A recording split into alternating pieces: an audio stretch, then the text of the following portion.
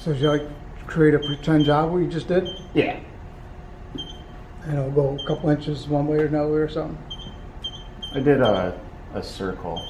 Oh, perfect. Perfect. Let's see. Do you have to manually start the motor, or is it all do it all together? There it goes. Oh, yeah.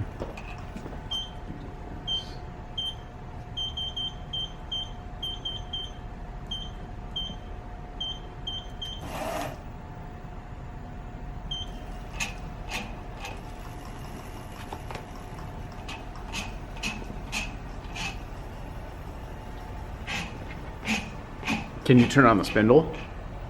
Do you know? Yeah. Oh, there we go.